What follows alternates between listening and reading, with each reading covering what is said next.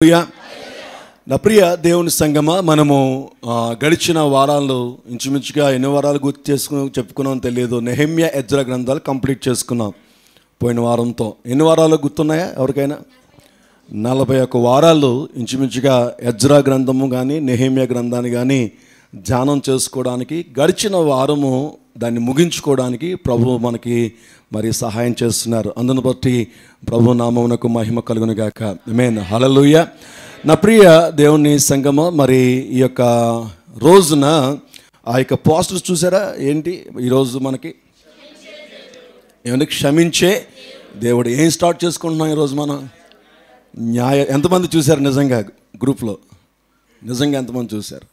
Very good, very good. So subject topic మీరు చూసి ఇంటి దగ్గర మీరు ప్రార్థన చేసుకుని, ప్రభా మీరు నాతో మాట్లాడండి అని చెప్పి మీరు ప్రార్థన చేసుకుని వస్తే ఖచ్చితంగా దేవుని కార్యాలు మీరు చూడడానికి అవకాశం కలుగుతుంది. కాబట్టి దయచేసి ప్రతి ఒక్కరు కూడా ఇంటి దగ్గర మీరు వచ్చే ముందు ఆ సబ్జెక్టు, ఆ టాపిక్, ఆ రోజు దేవుడు ఏం మాట్లాడబోతున్నాడు అన్నది ముందుగా మనం మీకు తెలియజేస్తున్నాం. కాబట్టి మీరు ప్రత్యేకంగా ప్రార్థన చేయాలి దానికోసం. ప్రభా ఇదిగో నాయన రోజు క్షమించే దేవునిగా నువ్వేం మాట్లాడబోతున్నావో నాతో మాట్లాడంటే అప్పుడు మనందరి ప్రార్థన బట్టి ఇక్కడ నిలబడినటువంటి నా ద్వారా దేవుడు నాతోని మీతోని మాట్లాడి మనల్ని బలపరచుకున్నటువంటి దేవుడై ఉన్నాడు. ఆమేన్. హల్లెలూయా. సో ఏకాత్మ ఏక మనస్సు మనకు ఉన్నప్పుడే దేవుని కార్యాలు మనం చూడగలం. Right, okay.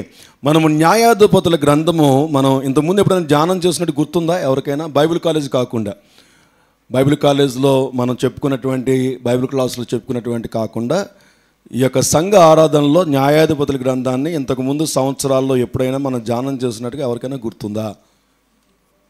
Praise Lord. అమ్మయ్య, ఇప్పుడు నాకు ఏమంటారు దాన్ని, ఎంతో సమాధానంగా ఉంది.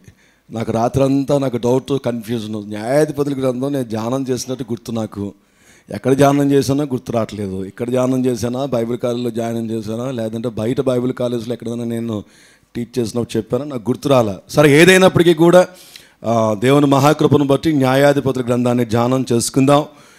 ఈ న్యాయాధిపతుల గ్రంథము యొక్క చరిత్ర దగ్గరగా 300 సంవత్సరముల చరిత్ర. ఎన్ని సంవత్సరాలండి? 300 సంవత్సరముల చరిత్ర ఈ న్యాయాధిపతుల గ్రంథంలో మనకి రాయబడి ఉంటుంది. ఈ న్యాయాధిపతుల గ్రంథాన్ని చాలామంది స్కాలర్స్ సమూయేలు రాశాడని అంటారు, కానీ గ్యారంటీ కాదు. కన్ఫర్మ్గా ఎవరు రాశారు ఇంకా తెలియలేదు. కానీ బట్ ఉన్నటువంటి అంశాలను బట్టి, అందులో ఉన్నటువంటి రాయబడినటువంటి పరిస్థితులను బట్టి, వొకాబులరీని బట్టి సమూయేలు ఈ యొక్క గ్రంథాన్ని పరిశుద్ధాత్ముడు సమూయేలు ద్వారా రాయించాడని చరిత్రకారులు చెప్తారు. యెహోషువ గ్రంథం ఆఖరిలో యెహోషువ చనిపోయినప్పటికీ కూడా 120 సంవత్సరాలకి యెహోషువ మరణము నుండి సంసోను మరణం వరకు కూడా న్యాయాధిపతి గ్రంథంలో మనకి కనిపిస్తుంది. మరలా న్యాయాధిపతుల గ్రంథంలో యెహోషువ మరణం కూడా దాంట్లో రాస్తాడు. యెహోషువ మరణం దగ్గర నుంచి ఎవరి మరణం వరకు చెప్పాలి గట్టిగా? సంసోను మరణం వరకు కూడా ఈ గ్రంథంలో వ్రాయబడి ఉంటుంది. మరి దేవుని ప్రజలైనటువంటి ఇశ్రాయేలీలు, ఎందుకంటే పాత నిబంధన అంతా కూడా ఇశ్రాయేలు గ్రంథము, యూదుల గ్రంథము. నూతన నిబంధన అంతా కూడా మరి క్రైస్తవులకు ప్రత్యేకంగా క్రీస్తు యొక్క ఉద్దేశంతో రాయబడినటువంటి గ్రంథం. ఏదైనప్పటికీ కూడా పాత నిబంధన క్రొత్త నిబంధనలో ఉన్నటువంటి దేవుడు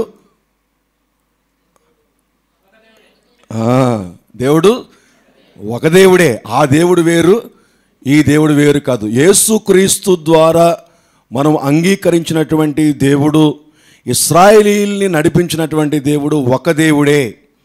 ఆ దేవుడు వేరు, ఈ దేవుడు వేరు కాదు. కాబట్టి మనం ఏం చేస్తామంటే పాత నిబంధన గ్రంథంలో కూడా దేవుని యొక్క ఉద్దేశాలు, దేవుని ప్రజలకి ఉన్న ఉద్దేశాలను కూడా మనం ఏం చేస్తుంటాం, చాలాసార్లు ధ్యానం చేసుకుంటూ ఉంటాం. కాబట్టి ఇక్కడ మనం జాగ్రత్తగా అర్థం చేసుకున్నట్లయితే దేవుని ప్రజలైనటువంటి ఇశ్రాయేలీల గోత్రాలు ఎన్ని గోత్రాలు? 12 గోత్రాల యొక్క ప్రజలు కూడా మరి చాలా బానిసత్వంలో ఐగుప్తు దేశంలో ఉండిపోయినప్పుడు మోషే యెహోషువల ద్వారా 2 నాయకులను దేవుడు ఏర్పాటు చేసుకుని కానాను దేశానికి దేవుడు నడిపించినట్టుగా మనం చూస్తాం. మరి కానాను దేశంలోకి వెళ్ళేటప్పుడు అది పాలు తేనెలు ప్రవహించే దేశం. కానీ కానాను దేశాన్ని ఆల్రెడీ శత్రువులు ఆక్యుపై చేసుకున్నప్పుడు, శత్రువులు దాన్ని స్వాధీనపరుచుకున్నప్పుడు, మరి అమ్మోనీయులు కానీ, మోయాబీలు కానీ, హిత్తీయులు కానీ వీళ్ళందరూ కూడా ఇశ్రాయేలీలు కాని వారిని అన్యజనాంగం అంటది బైబిల్లో. ఎవరిని?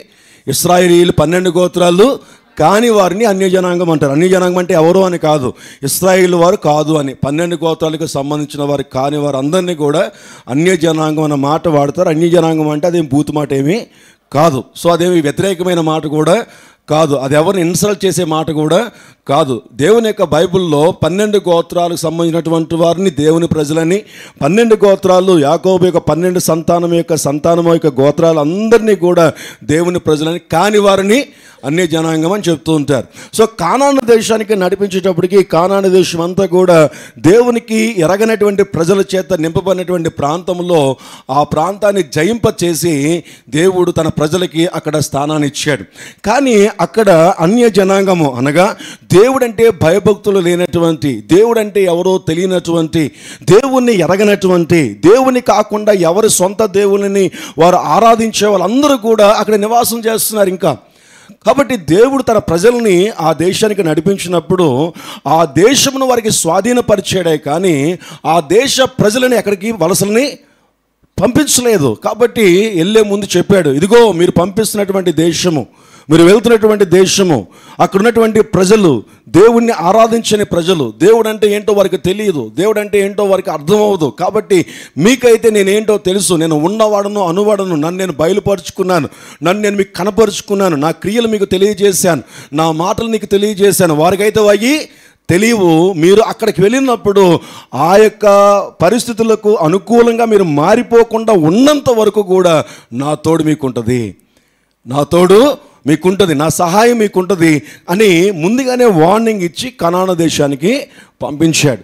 పంపించిన తర్వాత కనాను దేశాన్ని స్వాధీనపరుచుకున్న తర్వాత అక్కడున్నటువంటి ఆ ప్రాంతాన్ని 12 గోత్రాలకి కూడా యెహోషువ ద్వారా స్వాధీనపరిచి, ఎవరెవరు దేవుడు ఏ ప్రాంతాన్ని ఇచ్చాడో ఆ ప్రాంతాన్ని స్వాధీనపరిచిన తర్వాత యెహోషువ చనిపోతాడు. ఇక్కడ ఉన్నటువంటి ప్రాబ్లం ఏంటంటే మోషే యెహోషువని తయారు చేసుకున్నాడు కానీ యెహోషువకి ఎవరు తయారు చేసుకోలేదు. మరి ఏలియా ఎలీషాని తయారు చేసుకున్నట్టుగా మోషే యెహోషువని తయారు చేసుకున్నట్టుగా యెహోషువ తర్వాత నాయకులు లేరు. జాగ్రత్తగా గమనించినట్లయితే దైవ జనాంగం మనం చూస్తే బైబిల్ గ్రంథంలో జాగ్రత్తగా మొదటి నుంచి చివరి వరకు మనం చూస్తే నాయకుడు దేవుని ప్రజలకు అవసరము. ఎవరు కావాలి? నడిపించేవాడు కావాలి. అందుకనే దావీదు భక్తుడు చక్కటి మాట మాట్లాడతాడు 23 కీర్తనలు ఏమంటాడంటే, యెహోవా నా కాపరి, నాకు లేమి కలగదు. మనం నడిపించేవాడు, దగ్గరుండి చేయి పెట్టి నడిపించేవాడు కావాలి. ఈ రోజున నూతన నిబంధనలో నీకు నాకు ఇచ్చింది గొప్ప ఆధిక్యత.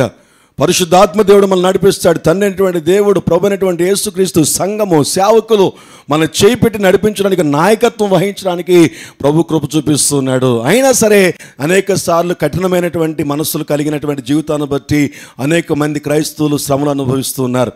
నా ప్రియ దేవుని సంఘమా, ఎప్పుడైతే అక్కడికి వెళ్ళిపోయిన తర్వాత యెహోషువ చనిపోయాడో, యెహోషువ చాలా జాగ్రత్తగా, చాలా కట్టుదిట్టముగా ప్రతి విషయంలో కూడా ప్రార్థన చేసి దేవుని దగ్గర నుంచి మాటలు తీసుకుని అది ప్రజలకు తెలియచేసి ప్రజల యొక్క తప్పులను ఏమనంటో తెలుసుకుని చాలా జాగ్రత్తగా యెహోషువ నడిపించగలిగాడు. బట్ ఎప్పుడైతే నాయకుడు చనిపోయాడో, ఎప్పుడైతే యెహోషువ చనిపోయాడో, ఆ చనిపోయిన తర్వాత చరిత్ర అంతా కూడా ఈ న్యాయాధిపతుల చరిత్ర. వారు దేవుడంటే భయభక్తుల జీవితాన్ని పోగొట్టుకున్నారు. దేవుడంటే భయం లేదు, దేవుడంటే భక్తి లేదు. ఎవరి ఇష్టానుసారమైనటువంటి జీవితాన్ని వారు జీవించడం మొదలుపెట్టారు.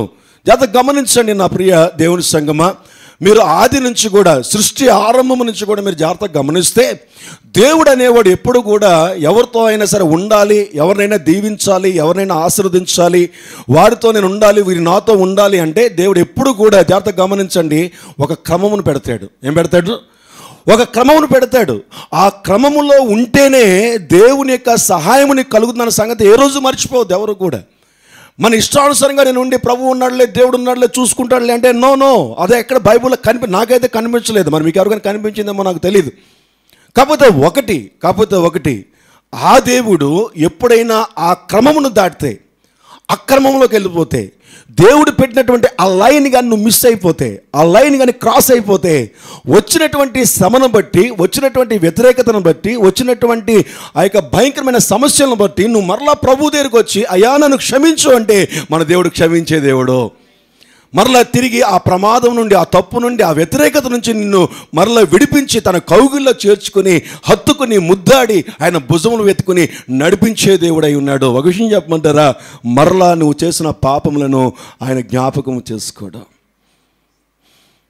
నువ్వు నేనైతే జ్ఞాపకం చేసుకుంటాం, నువ్వు నేనైతే క్షమించామంటాం కదండి, క్షమించామంటాం. కానీ ఇంకా మనసులో ఎక్కడో అది ఉంటానే ఉంటుంది. ఎప్పుడు తెలుస్తుంది అది ఉందని? భార్య భర్తలు ఉన్నారు, మాట వస్తుందా రాదా? భార్య భర్తలకి చెప్పాలి. ఎప్పుడన్నా కొంచెం వ్యతిరేకత వస్తుందా రాదా? అప్పుడు అమ్మని నాన్న తిడతారా లేదా అవతలని? నేను బూతులు మాట్లాడినట్టు అనుకుంటున్నారు కాదు, నేను మామూలుగా మాట చెప్తున్నాను. అమ్మని నాన్నని తిట్టరా? ఎవరు? భర్త భార్య అమ్మ నాన్న తిట్టే రోజులు ఉంటాయో ఉండవా? చెప్పాలి. నాకు ఉంటాయంటే ఉంటాయని చెప్పండి, ఉండమంటే ఉండమని చెప్పండి, ఖచ్చితంగా చెప్పాలి. అవునా కాదా? అంతేకాండి ఎలాగంటే నాకేం అర్థం అవుతుంది. ఉంటాయి. ఎస్. భార్య ఎప్పుడైనా కోపం వచ్చినప్పుడు భర్త తల్లిదండ్రులని సాధువు అండి వాళ్ళు, ఎంత నెమ్మది పరులో మీరు ఉంటారంటే నేను ఒప్పుకోలేనేమో. మీ భార్యలు ఎప్పుడైనా కోపం వచ్చినప్పుడు అని నేను మిమ్మల్ని అడగదలుచుకోలేదు, ఈరోజు జనరల్గా మాట్లాడుతున్నాను. భార్యలు ఎప్పుడైనా సరే కోపం వచ్చినప్పుడు అమ్మ నాన్నల్ని, నీ కుటుంబాన్ని తిట్టిన రోజులు ఉంటాయో ఉండవా? జనరల్గా మిమ్మల్ని అంటలేదు, ఉంటాయి. ఎస్.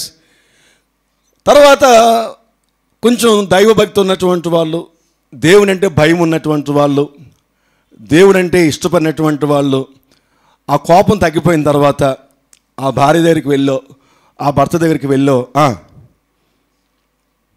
మాకు సంబంధం లేని మాటలు చెప్తున్నారు అన్నట్టు ఉన్నాయి మీ ముఖాలు. నన్ను ఏమండి యథార్థంగా ఒక్కసారి చేతులు ఎత్తాను చాలు. నేను ఒక మాట అడుగుతాను, మళ్ళీ అడగండి. నేను ఒకే ఒక మాట.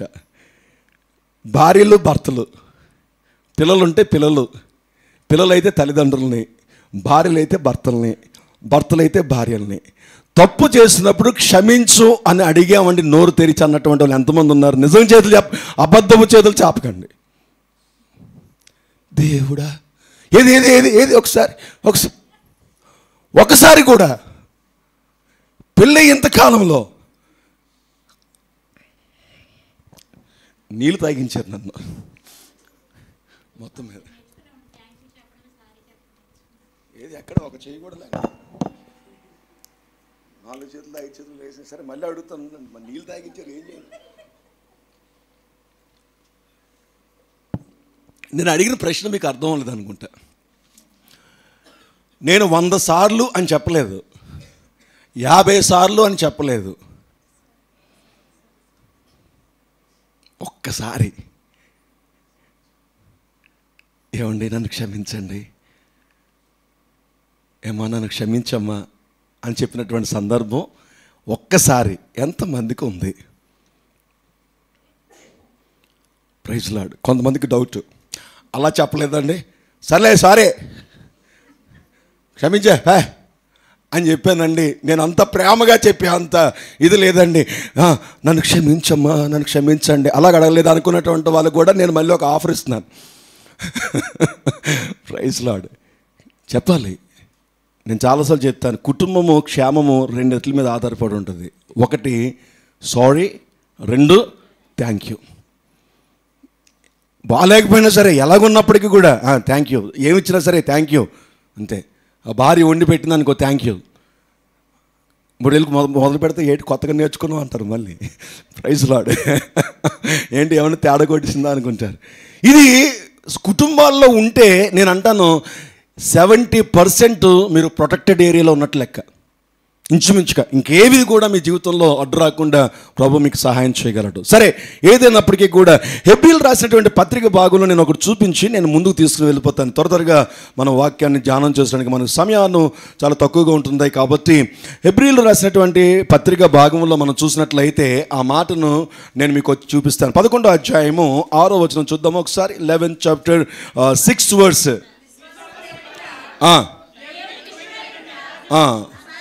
విశ్వాసము లేకుండా దేవునికి ఇష్టడై ఉండుట అసాధ్యం అన్నటువంటి దేవుడు 8వ అధ్యాయంలోకి వచ్చేటప్పటికి ఏమంటాడంటే 12వ వచనంలో, హెబ్రీయులకు రాసిన పత్రిక 8వ అధ్యాయం 12వ వచనంలోకి వచ్చేటప్పటికి, నేను వారి దోషముల విషయమై దయ కలిగి వారి పాపములను ఇకను ఎన్నడను జ్ఞాపకము చేసుకొనని ప్రభువు సెలవిచ్చుచున్నాడు.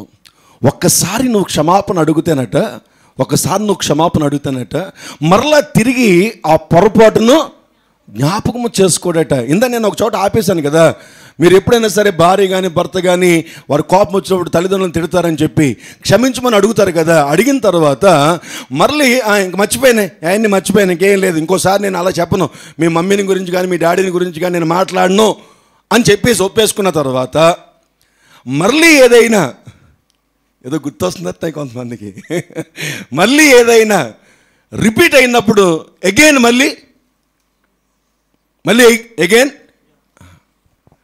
అంతెందుకండి. ఎప్పుడో కొన్ని సంవత్సరాల క్రితము ఎవరో ఏదో అంటే ఇప్పటికీ కూడా హృదయాల్లో పెట్టుకొని అదేదో పెద్ద గోల్డ్ లాగా, పెద్ద బంగారం లాగా, అదేదో పెద్ద ఒక ₹1,00,00,000 డాక్యుమెంట్ లాగా లోపల పెట్టి సీల్ వేసేసి ప్రతిరోజు దాన్ని బయటికి తీసి బేరమని ఏడ్చి లోపల పెట్టేసిన రోజులు లేవా మీ అందరికీ? నేనంటాను, మన దేవుడు అటువంటి దేవుడు కాదు, క్షమాపణ కలిగినటువంటి దేవుడు. సో ఇక్కడ న్యాయాధిపతుల గ్రంథంలో ఏంటంటే 4S అంటాం. బైబిల్ కాలేజ్లో ఆ రోజు మనకి చదివినటువంటి వాళ్ళందరికీ ఇది జ్ఞాపకం ఉండొచ్చు, మరలా మీరు దాన్ని జ్ఞాపకం చేసుకుంటాను. 4S న్యాయాధిపతుల గ్రంథాన్ని మీరు అర్థం చేసుకోవాలంటే 4Sలు ఉంటాయి.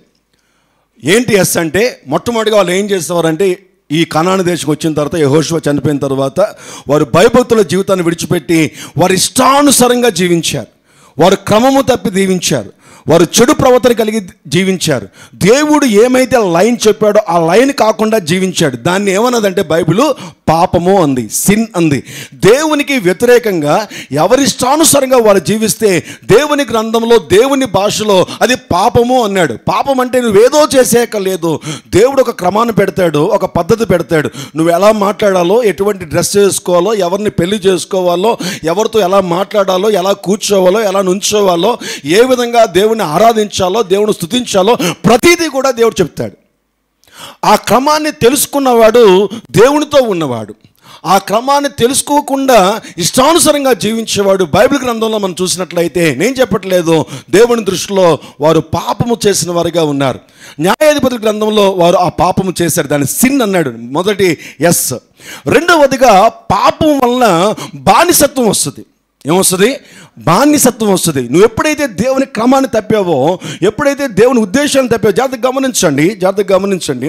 ఇంట్లో తల్లిదండ్రులు పిల్లలు తప్పు చేసినప్పుడు ఏం చేస్తారు? పనిష్మెంట్ ఇస్తారు. పిల్లలు తప్పు చేసినప్పుడు ఏం చేస్తారు? వాళ్ళకి తగినటువంటి శిక్షణలోనికి నడిపిస్తారు. ఇప్పుడు రెగ్యులర్గా ఇచ్చేది, ఇప్పుడు సపోజు బాబుని బండి మీద వెళ్తున్నప్పుడు హెల్మెట్ పెట్టుకోరా అని చెప్తున్నాను అనుకుందాం. ఎప్పుడన్నా వాడు హెల్మెట్ పెట్టుకోలేదు అనుకోండి, ఏం చేస్తాను? మామూలుగా నేనైతే, మీ సంగతి కాదులేండి, నేనైతే మీ సంగతి అడిగితే మళ్ళీ నా మీద గొడవకు వస్తారు. మా సొంత విషయాలు మీకు ఎందుకు మళ్ళీ లేనిపోని గొడవ, అందుకని నన్నే అనుకుంటాను. ఇప్పుడు బాబు హెల్మెట్ పెట్టుకోకుండా నేను చూశాను అనుకుందాం, అప్పుడు నేనేం చేస్తాను? నెక్స్ట్ డే నేనైతే చెప్పండి, సరిగ్గా చెప్పండి, చెప్పేది ఏదో. ఏంటి పనిష్మెంట్? బండి ఎవడు మానేస్తాను. ఒక యవ్వనస్తుడికి బండి ఎవడు మానేశానంటే ఇంకా అంతకంటే శిక్ష ఏముంది వాడికి? చక్కగా రోజు బండి మీద వెళ్ళి వచ్చేస్తే కొంచెం వాడికి కంఫర్ట్గా ఉంటుంది. అంటే తిరుగుబోతుల సంగతి వేరేలే, మావాడు అలాంటి కాదు కాబట్టి మంచోడేనండి కాదా? బీజే మంచోడు అన్నవాళ్ళు ఎంతమంది నవ్వండి ఒకసారి, చేతులు ఎత్తకండిలేండి, ఎందుకు వచ్చింది గొడవ? ప్రైజ్లు ఓకే, నవ్వేశారా, నువ్వు మంచోడేనట.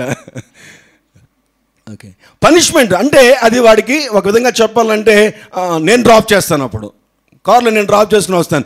ఇప్పుడు వాడు ఇంతకుముందు అయితే ఏంటి, బండి మీద వెళ్ళినప్పుడు క్లాస్ అయిపోయిన వెంటనే బండి వేసుకుని వచ్చేస్తాడు. ఇప్పుడు క్లాస్ అయిపోయిన వెంటనే నాకు ఫోన్ చేయాలి, నేను ఎక్కడ ఉంటానో తెలియదు, నేను వచ్చేవరకు అటు ఏం చేయాలి? వెయిట్ చేయాలి. నేను వచ్చేవరకు వెయిట్ చేయాలి. అది ఎంత కష్టం వాడికి. అంటే బుద్ధిమంతుల గురించి చెప్తున్నాను. మామూలుగా తిరిగిపోతులుగా అయితే అది సూపరా, డాడీ వచ్చి చాలా టైం పడుతుంది అనుకుని వాళ్ళతో వీళ్ళతో బాతకాన్ని కొట్టుకుంటూ కూర్చోవచ్చు. ఆడికైతే ఎలాగ ఉంటుందండి, ఎప్పుడు ఇంట్లో పడిపోదామా, ఎప్పుడు అమ్మ వెళ్ళిపోదామా అని చూస్తూ ఉంటాడు డాడీ, చదివేది ఇంజనీరింగ్ అయినప్పటికి కూడా. సో కాబట్టి అది ఆడికి శిక్ష కాదా, అది పనిష్మెంటే కాదా? సో వెరీ నెక్స్ట్ తర్వాత మరలా రెండోసారి ఇప్పుడు నేను చెప్పకుండా నాడు ఏం చేస్తాడు, హెల్మెట్ పెట్టుకుంటాడు. జాగ్రత్త గమనించండి, తప్పు క్రమము అక్రమము చేస్తున్నప్పుడు దేవుడు మరలా నువ్వు సరి చేసుకోవడానికి అవకాశం ఇవ్వడానికి కొన్ని శిక్షలకి అవకాశం ఇస్తాడు, బానిసత్వానికి అవకాశం ఇస్తాడే కానీ మరి ఇంక దేనికి కాదు. ఇక్కడ పాపం వల్ల ఆ యొక్క ఇశ్రాయేల్ ప్రజలకు అందరికీ కూడా కనాను దేశంలో మోయాబీల్ని, అమ్మోనీల్ని, ఫిలిస్తీన్ని 15 సంవత్సరాలు, 15 సంవత్సరాలు, 20 సంవత్సరాలు వారి మీద అధికారం చెలాయించి వారిని బానిసలుగా ఉండడానికి దేవుడు మార్గాన్ని తెరిచేశాడు. పాపము, తర్వాత బానిసత్వము, సర్విట్యూడ్ అంటాడు, SERVATUDE, సర్విట్యూడ్ అన్నటువంటి మాట వాడతాడు బానిసత్వానికి, బానిసత్వము అన్నటువంటి మాటకి. సో రెండోదిగా మూడోదిగా చూసినట్లయితే ఎప్పుడైతే వారు బానిసలుగా అప్పగించబడ్డారో వారు ఏం చేశారంటే ప్రార్థన చేయడం ప్రారంభించారు. చూడండి, చాలామంది క్రైస్తవులు మామూలుగా ప్రార్థన చేయరు, మామూలుగా ఏం ప్రార్థన సూపరు చక్కగా వెళ్ళిపోతూ ఉంటారు హ్యాపీగా. ఇంకా ఎలాగుంటుందంటే ఇంకా వాళ్ళంతలో ఎవరు రేరు అనుకుంటాడు, చర్చిలకి వెళ్ళరు, ఎక్కడికి వెళ్ళరు, ప్రార్థన ఉండదు, చర్చ్ ఉండదు, సంఘం ఉండదు, ఉపవాసం ఉండదు, ఏముండదు, ఇంటి దగ్గర బైబిల్ ఉండదు, ఇంటి దగ్గర ప్రార్థన ఉండదు, ఇంటి దగ్గర కుటుంబ ప్రార్థన ఉండదు, ఏముండదు, ఏం చేయరు. వాళ్ళు బాగానే వెళ్ళిపోతూ ఉంటారు. ఎప్పుడో దేవుడు టంగ్ అని ఒక సుత్తేసి కొడతాడు ఒకటిసారి, అబ్బా తండ్రి అంటాడు. అంతే ఆ రోజు నుంచి వెంటనే వాళ్ళు ఎలా ప్రార్థన చేస్తాడు, ఉపవాసాలు పెట్టేసుకుంటారు, ప్రార్థన చేస్తారు, పాస్టర్ గారికి ప్రేయర్ రిక్వెస్ట్ ఇచ్చేస్తారు, సంఘాలకి ఇచ్చి వెళ్ళిపోతారు, అయిపోద్ది. దేవుడు వెంటనే మూడోది ఏం చేస్తారంటే ఎప్పుడైతే మనం ప్రార్థన చేసామో ఆ బానిసత్వం నుంచి సప్లికేషన్, తర్వాత సాల్వేషన్, ఎప్పుడైతే విజ్ఞాపన ప్రార్థన చేశారో వారు విడుదల చేశారు. ఆమేన్, హల్లెలూయా. మనకు విడుదల కలుగుతుంది. విడుదల కలిగిన తర్వాత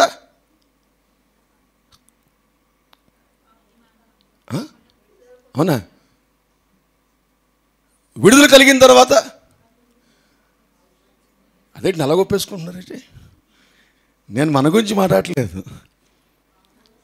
న్యాయాధిపతుల గ్రంథంలో ఇశ్రాయేలు ప్రజల యొక్క తత్వాన్ని గురించి నేను ఈరోజు మీకు జ్ఞాపకం చేస్తున్నాను. Sin, servitude, supplication and salvation, ఈ 4S గుర్తుంటే మనము దేవుని యొక్క న్యాయాధిపతుల గ్రంథాన్ని మనం జ్ఞాపకం చేసుకోవచ్చు. నా ప్రియ దేవుని సంగమా, చూద్దామా ఒకసారి న్యాయాధిపతుల గ్రంథం చూద్దామా, 3వ అధ్యాయం. నేను మీకు ఎక్స్ప్లెయిన్ చేశాను కొంచెం వరకు, కొంచెం నేను మీకు చూపించడానికి ప్రయత్నం చేస్తాను. తీయండి, అందరూ కూడా న్యాయాధిపతుల గ్రంథం తీయండి.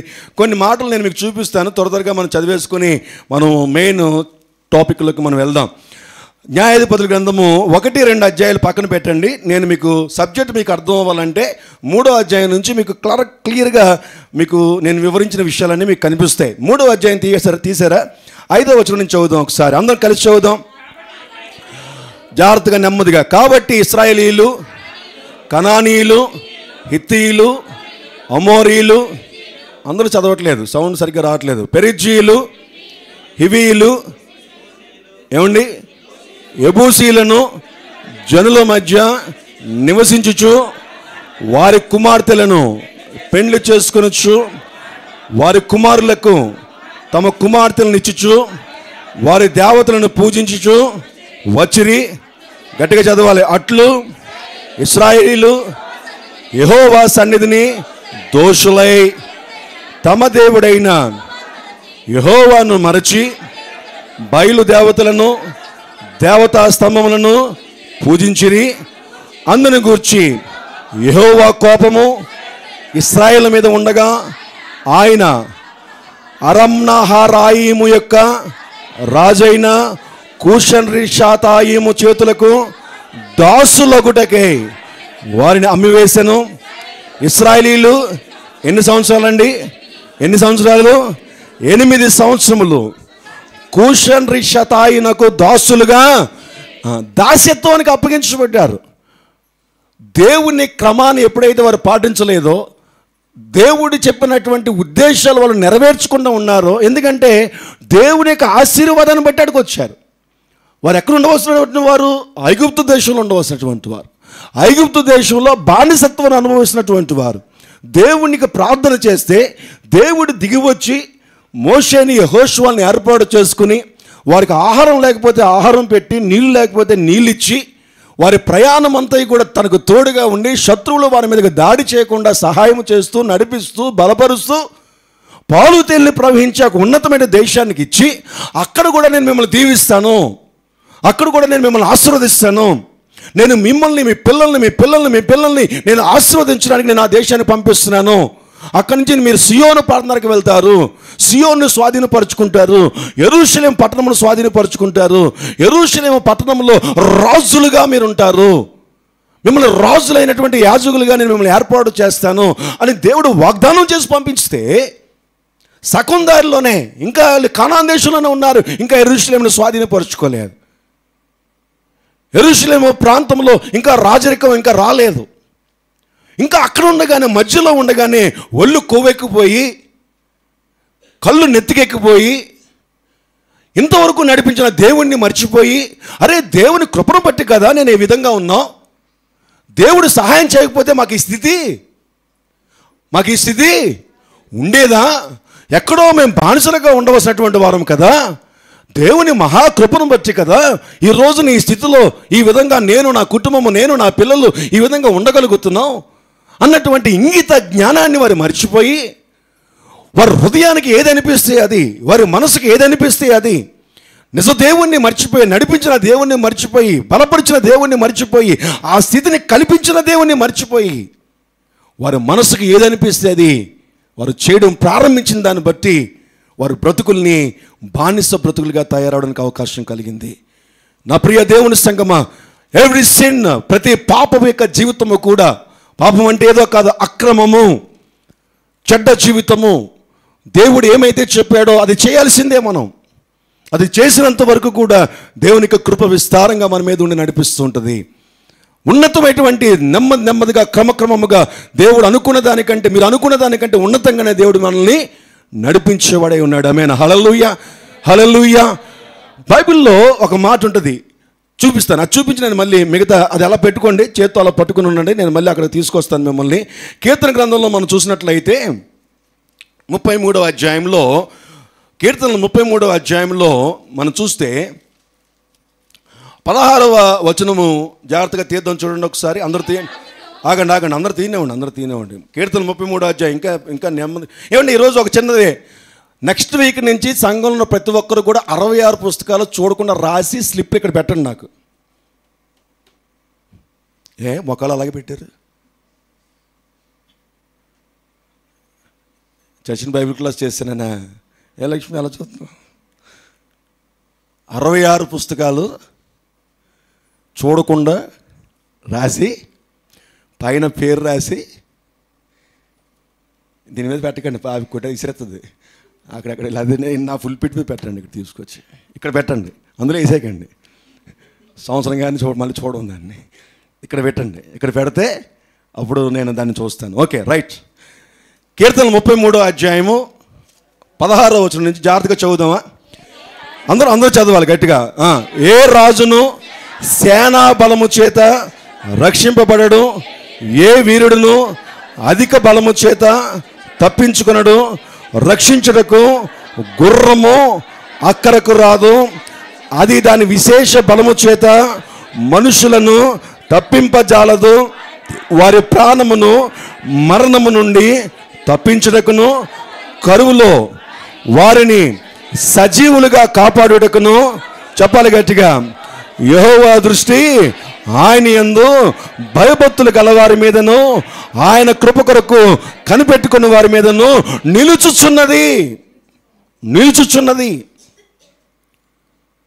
దేవుడి రోజున ఒక రాజ్యానికి ఇచ్చేసిన, ఒక ఉన్నతమైనటువంటి ఉద్యోగాన్ని ఇచ్చేసిన, ఒక ఉన్నతమైన సంపదనకి ఇచ్చేసిన, ఉన్నతమైనటువంటి ఇన్ఫ్లుయెన్స్ నీకు ఇచ్చేసిన, ఒక హయ్యర్ స్టడీస్కి నేను తీసుకెళ్ళిపోయినా, నువ్వు ఎక్కలేని ఎత్తైన ఎత్తుకు తీసుకెళ్ళిపోయినా నీ జీవితంలో ఒక శ్రమ తప్పదు, నీ జీవితంలో ఒక వేదన తప్పదు, నీ జీవితంలోనికి లోకం నుంచి వచ్చే శ్రమ తప్పించుకోవడం నీ వల్ల కాదు. మహా నీతిమంతులకే లేదు. నువ్వెంత నేనెంత.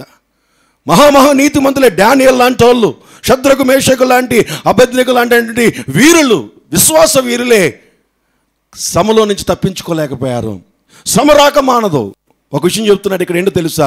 ఆ శ్రమ వచ్చినప్పుడు, ఆ వేదన వచ్చినప్పుడు, ఆ దుఃఖం వచ్చినప్పుడు, నీకుందు చూసావా ఈ ధనము, నీకుందు చూసావా ఈ ప్రాపర్టీ, నీకుందు చూసావా ఈ standards, higher educations, higher settlements, అది మీకు సహాయము చెయ్యదు. ఇదొకటి గుర్తుపెట్టుకుంటే చాలు. ఇదొకటి గుర్తుపెట్టుకుంటే చాలు. ఈ రోజున నీ వల్ల కానివి ఎన్నో లోకంలో జరుగుతున్నాయి. నీ శక్తికి మించి, నీ బలానికి మించి నీ మీదకి దాడి చేసేవాడు నీకంటే బలవంతుడు. నీ మీదకి దాడి చేసేవాడు నీకంటే క్రూరుడు. నువ్వెంత భయంకరుడువో దానికంటే మంచినటువంటి భయంకరుడు నీ మీదకి దాడి చేసే భయంకరమైన శ్రమ లోకములో ఉంది. అందుకనే ఏ స్థితిలోనైనా నువ్వు కష్టంలో ఉన్నప్పుడే కాదు, నువ్వు ఏ స్థితిలో ఉన్నా సరే దేవుని యందు భయభక్తులు కలిగి జీవించాలి. దేవుని యందు భయభక్తులు కలిగి ఎందుకు జీవించాలి అంటే, భయభక్తులు గల వారి మీద దేవునికి కనుదృష్టి ఎప్పుడు కూడా నిలిచి ఉంటుంది. ఆమేన్. హల్లెలూయా, హల్లెలూయా. నిలిచి ఉండి ఏం చేస్తుందంటే, ఆ కరువులో నుంచి వారి ప్రాణమును మరణము నుండి తప్పించగల సామర్థ్యము కలిగినటువంటి దేవుడు మన దేవుడు అయి ఉన్నాడు. నువ్వు తప్పించుకోలేవు. నీకున్న జ్ఞానము, నీకున్న పరపతి, నీకున్నటువంటి బ్యాక్గ్రౌండ్, నువ్వు ఒక్కొక్కసారి అంటున్నావు చూసావా, మా బంధువులండి, మా ప్రాణం అండి, అందుకోసమని నేను ఈరోజు చర్చికి రాలేకపోయానండి, ప్రార్థన చేయలేకపోయానండి, రకరకాలు చెప్తూ ఉంటాం. గుర్తుందా మీ అందరికీ? ఆ బంధువు కూడా నీకు కష్టం వస్తే సహాయము చేయాలి అనుకున్నా, జాగ్రత్తగా విందాం, సహాయము చేయాలని అనుకున్నా వారు మనస్ఫూర్తిగా 100% కూడా నీకేదో సపోర్ట్ చేయాలని వచ్చినా వారికి ఉన్నటువంటి సామర్థ్యము నీ శ్రమ నుండి బయటకు తీసుకురావడానికి సరిపోదు. ఎందుకో తెలుసా? నీకు శ్రమకు రావడం గల కారణము ఈ లోకంలో ఉన్నటువంటి చీకటి శక్తుల యొక్క ప్రభావము. లోకమును ఏలుబడి చేసిన మూర్ఖమైనటువంటి వక్ర జనాంగం నుంచి నీకు శ్రమ, వేదన, దుఃఖము, దాని నుంచి విడుదల చేసుకోవడం నీ వల్ల కాదు. అందుకనే నీ కష్టంలో ఉన్నా, దుఃఖంలో ఉన్నా, సంతోషంలో ఉన్నా సరే ఎవరెందు భయభక్తులు కలిగి ఉండాలి? దేవుని యందు భయభక్తులు కలిగి ఉండాలి. ఆమేన్. హల్లెలూయా, హల్లెలూయా. ఏంటి భయభక్తులు అంటే? భక్తి అంటే ఏంటి? భయము అంటే ఏంటి? భక్తి అంటే నువ్వు ప్రతిరోజు ఇంటి దగ్గర ప్రార్థన చేసుకునే భక్తి. ప్రతిరోజు ప్రార్థన చేసుకోవడమే కాదు, బైబుల్ చదువుకోవడం భక్తి. దేవుని ప్రజలు ఇది చేయాలి, ఇది క్రమం. ప్రతిరోజు ఇంటి దగ్గర బైబిల్ ధ్యానం చేయాలి, ప్రతిరోజు ఇంటి దగ్గర ప్రార్థన చేయాలి, కుటుంబ ప్రార్థన చేయాలి. ఇదేంటి? భక్తి. నువ్వు ప్రతి ఆదివారం, ప్రతి శుక్రవారం దేవుని సన్నిధికి వచ్చి దేవుని సన్నిధిలో సమాజంతో కలిసి, సంఘముతో కలిసి, సహవాసంతో కలిసి దేవుని ఆరాధించాలి. ఇదేంటి? భక్తి. దేవుని యొక్క వాక్యానుసారంగా జీవించడానికి నువ్వు కమిట్మెంట్ తీసుకోవాలి. ఇదేంటి? భక్తి. మరి అన్ని భక్తి అంటున్నారు, భయం ఏంటండి? అన్ని భక్తి అంటున్నారు, భయం ఏంటి? మీరు జాగ్రత్తగా చూస్తే, మీరు తీయక్కర్లేదు కానీ ఆదికాండం 22వ అధ్యాయంలో అబ్రహాము జీవితాన్ని మనం చూస్తే, ఒక రోజునట అబ్రహాముని దేవుడు పరిశోధించడానికి ఇష్టపడ్డాడట. ఏమని పరిశోధించాడు? నువ్వు ప్రేమించిన, అత్యధికముగా నీకు చాలా ఇష్టముగా ఉన్నా, చెప్పాలి, నీ ఒక్కగానొక్క కుమారుణ్ణి నాకు దహన బలిగా అర్పించు అన్నాడా లేదా? అన్నాడు. అన్న తర్వాత అబ్రహాము వెంటనే దానికి సిద్ధపడ్డా లేదా? అదేంటి ప్రభువా, 25 సంవత్సరాలు నీతో ఎన్ని శ్రమలు, ఎన్ని వేదన అనుభవితో కొడుకునిచ్చావు, నువ్వు నిజంగా దేవుడివేనా? నువ్వు ఇలాంటి పనులు చేస్తావా అని చెప్పలేదు. మనమైతే అలాగనేస్తాం వెంటనే. అదేంటి ప్రభు, ఎలా? విశ్వాసము, వీరుడు తను.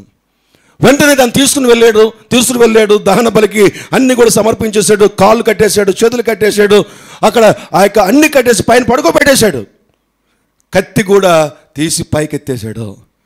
కత్తి పైకెత్తిన తర్వాత ఒక స్వరము, అబ్రహమా ఆగో. ఆగిపోయాడు. ఎవరు? ఒక మాట ఉంటుంది అక్కడి నుంచి, ఇందువలన నువ్వు దేవునికి భయపడుతున్నావని అర్థమైంది. ఆమేన్. హల్లెలూయా, హల్లెలూయా. ఈ రోజున భక్తికి లోటు లేదంటే, ఈరోజు భక్తికి లేదు, భయము భక్తి చెప్పాలి. ఇందువల్ల నువ్వు భయపడుతున్నావు అంటే ఏంటి తెలుసా? వాక్యం కొరకు ఒక రోజు పౌలు అంటాడు కదా, అయ్యా నా ప్రభువా, నా యేసయ్యా, ఏమేమైతే నాకు ప్రీతికరమై ఉన్నావో, ఏమేమైతే నాకు లాభకరమై ఉన్నావో, ఏమేమైతే నాకు ఇష్టమై ఉన్నావో, అది నీ నిమిత్తము, నీ వాక్యము నిమిత్తము, నీ చిత్త నిమిత్తము వాటిని పెంట కుప్పతో సమానముగా ఎంచుకుంటానన్నాడు. ఆమేన్, హల్లెలూయా. అది భక్తి, అది భయము, అది భయము. ఈ రోజున భక్తి ఎక్కువ ఉందా, భయం ఎక్కువ ఉందా? రెండు లేవా? కొంతమందికి రెండు లేవులేండి. Praise lord. ఇంకా ఆ సంగతి దేవుడే చూసుకుంది కాక. ఆమేన్. ఎప్పుడు వాడిని విడుదల చేస్తాడో అప్పుడు వారి కోసం మనం ఏం చేయాలి? ప్రార్థన చేయాలి. భక్తి ఉన్నా సరే, అందుకనే తిమోతికి రాస్తూ ఉంటాడు, పైకి భక్తి గల వారిగా కనిపిస్తూ దేవుని శక్తిని ఆశ్రయించిన వారికి. అంటే దానికి వాళ్ళలో ఏం లేదనమాట. ఏముంది? ఏం లేదు వాళ్ళకి. భక్తి ఉంది, భయము లేదు. ఈరోజు నా దేవునికి కావాల్సింది భయభక్తులు. ఆయన వాక్యం విన్న తర్వాత, ఆయన వాక్యం అర్థం చేసుకున్న తర్వాత, ఆ వాక్యానుసారంగా జీవించడానికి ఎంత నష్టమైనా సరే నువ్వేం చేయాలి? ఇష్టపడాలి, ఇష్టపడాలి. ఆమేన్, హల్లెలూయా. ఇప్పుడు వచ్చేద్దామా న్యాయాధిపతి గ్రంథానికి. ఎక్కడ అయిపోయాం మనం? 3వ అధ్యాయం ఎక్కడ అయిపోయామండి? కంటిన్యూ చేద్దామా? ఇశ్రాయేలీలు ఎన్నో వచనం అండి? 9వ వచనం. అందరూ చదువుదాం. ఇశ్రాయేలీలు యెహోవాకు మొర్రపెట్టగా యెహోవా కాలేబు తమ్ముడైన కనజు యొక్క కుమారుడుకు ఒత్నియేలుని రక్షకునిగా ఇశ్రాయేలు కొరకు నియమించి వాడిని రక్షించాను. ప్రార్థన చేయగానే, అయ్యో ప్రభువా నన్ను క్షమించు, ఈ బానిసత్వం నుంచి నన్ను విడిపించు. 8 సంవత్సరాలు బానిసలుగా అప్పగించేశాడు. ఎప్పుడైతే ఆ బానిసత్వం నుంచి వారు మొరపెడుతున్నారో వెంటనే దేవుడు ఒత్నియేలు అన్నటువంటి ఒక న్యాయాధిపతిని ఏర్పాటు చేసి అభిషేకించి, తన ఆత్మనిచ్చి, తన శక్తినిచ్చి, తన బలాన్నిచ్చి ఒత్నియేలుని పంపించాడు. పంపిస్తే ఒత్నియేలు వెళ్ళి న్యాయాధిపతిగా ఇశ్రాయేలుకి వ్యతిరేకంగా పనిచేసినటువంటి ఆ బానిసత్వం నుంచి వారిని గొప్పగా చూడండి. ఇశ్రాయేలుకు న్యాయాధిపతి యుద్ధమునకు బయలుదేరగా యెహోవా అరంనారాయణ రాజైన కూషన్రితికి అతని చేతికి అప్పగించను. అతడు కూషన్రిషాతాయిమును జయించను. అప్పుడు 40 సంవత్సరములు దేశము నెమ్మది పొందెను. అటు తరువాత కనాజు కుమారుడైన ఒత్నియేలు. బాగుందా ఇక్కడ వరకు? చూడడానికి బాగుంది కదండి, చదవడానికి కూడా బాగుంది కదా, చాలా చక్కగా ఉంది. వాళ్ళు పాపం చేశారు, బానిసత్వానికి అప్పగించబడ్డారు, దానికోసం ప్రార్థన చేశారు. దేవుడు వెంటనే వారికి సహాయం చేశాడు. ఇప్పుడు ఎన్ని సంవత్సరాలు నెమ్మది ఉంది వాళ్ళకి? 40 సంవత్సరాలు నెమ్మది ఉంది. ఇప్పుడు చూడండి, దాని తర్వాత భలే ఉంటుంది. 12వ వచనం. ఇశ్రాయేలీలు మరలా యెహోవా దృష్టికి దోషులైరి గనుక వారు యెహోవా దృష్టికి దోషులైనందున యెహోవా ఇశ్రాయేలుతో యుద్ధము చేయుటకు మోయాబు రాజును లేపాడు. ఇప్పుడు బలపరీక్షను జాగ్రత్తగా గమనించండి. దేవుని ప్రజల మీదకి ఎవరిని కూడా అంటుకోవడానికి కానీ ముట్టుకోవడానికి దేవుడు అంగీకరించడు. ఒకవేళ ఎవరైనా నిన్ను బానిసలుగా చేసుకుంటున్నారంటే ఎవరు అనుమతించారు? దేవుడే అనుమతించాడు. ఎందుకు అనుమతించాడు అన్నది నీకు అనవసరం. మరలా నువ్వు ఎక్కడో చోట దేవుని దగ్గర మళ్ళీ ఏం చేయాలి? నువ్వు ప్రాధేయపడాలి, దేవుని దగ్గర అడగాలి. ఎప్పుడైతే నీ మనసు కష్టం, నీ వేదన, దుఃఖము, నీ జీవితంలో ఒక బానిస బ్రతుకు వస్తుంది, అయ్యో ప్రభువా ఎక్కడో నేను ఒక్కమాన ఏదో తప్పు ఉంటాను, ఎక్కడో తప్పు ఉంటాను, ఏదో నా మటుకు నేను నీతిమంతుడు అనుకుంటున్నాను, కానీ ఎక్కడో నేను మిస్ అయ్యి ఉంటానంటే ఖచ్చితంగా ప్రభు మాట్లాడతాడు. అది సరి చేసుకుని ప్రార్థన చేసిన వెంటనే మన ప్రభు క్షమించే దేవుడై ఉన్నాడు. ఆమేన్, హల్లెలూయా. ఇక్కడ ప్రాబ్లం ఏంటంటే, క్షమించిన తర్వాత దేవుడు నెమ్మదిపరుస్తాడు. నెమ్మదిపరిచిన తర్వాత మరలా తిరిగి అగైన్ అంటే మనలో మన మాట సరదాగా మాట్లాడుకుందాం కొంతసేపు, జస్ట్ ఊరికనే లోరోజు సరదాగా. కష్టం ఎక్కువ ఉన్నప్పుడు ప్రార్థన చేస్తావా, రెగ్యులర్గా ప్రార్థన చేస్తావా భారంతో? ప్రభువా నీకు వందనాలని. ఎలాగా నేను చెప్తాను ఒకసారి. ప్రభువా నీకు వందనాలు నాయన, యేసయ్యా నీకు స్తోత్రాలు ప్రభువా. ఇది ఎక్కడి నుంచి వస్తుంది? పొత్తి కడుపులోంచి వస్తుంది. ప్రభువా నీకు వందనాలు తండ్రి, ప్రభువా నీకు స్తోత్రాలు అయ్యా, నువ్వు మంచి దేవుడు నాయన.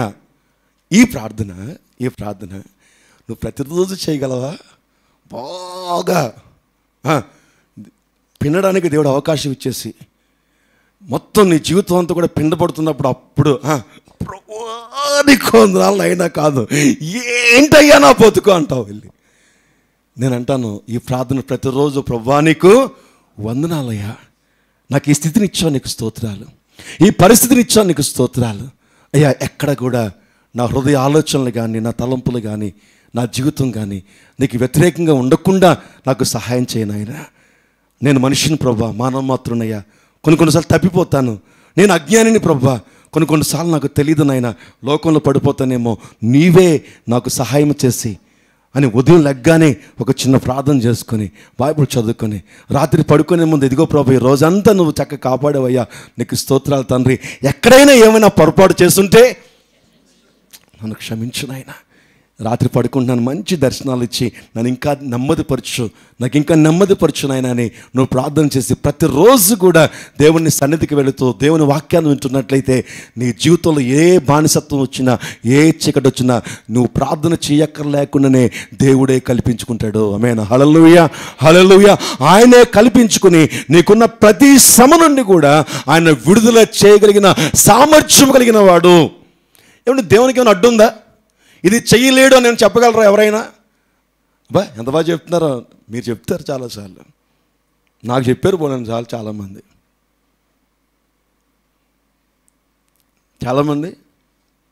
నాకే చెప్పారు. ఎప్పుడు చెప్పారు తెలుసా? గుర్తొచ్చినాయా? ఉద్యోగం లేదా శ్రమ వస్తుంది, పాస్టర్ గారండి ప్రార్థన చేయండి అని వస్తారు. సరే ఏమని అందరికి ప్రార్థన చేసిన తర్వాత కౌన్సిలింగ్ చేద్దామని, సరే ఏంటమ్మా ఏం జరిగింది ఏంటంటాం, పాస్టర్ గారు మా ఉద్యోగంలో కొత్తోడు ఎవడో వచ్చాడండి, ఆడు సూపరింటెండెంట్ అండి, ఆడు అదండి ఇదండి, ఆడి దయ్యవండి, ఆడి రాక్షసుడండి, అదండి ఇదండి, ఆడంత భయంకరుడు లేడండి అని చెప్పి చివరిలో చిన్న మాట, ఏమండి దేవుడు కూడా ఏమండి జాగ్రత్తగా ఆలోచించండి. మీ జీవితంలో ఎప్పుడు కూడా దేవుడు కూడా ఇది చేయలేడన్న మాట ఎప్పుడైనా వాడకుండా ఉన్నారంటారా ఎవరైనా? ఉంటాం చాలాసార్లు.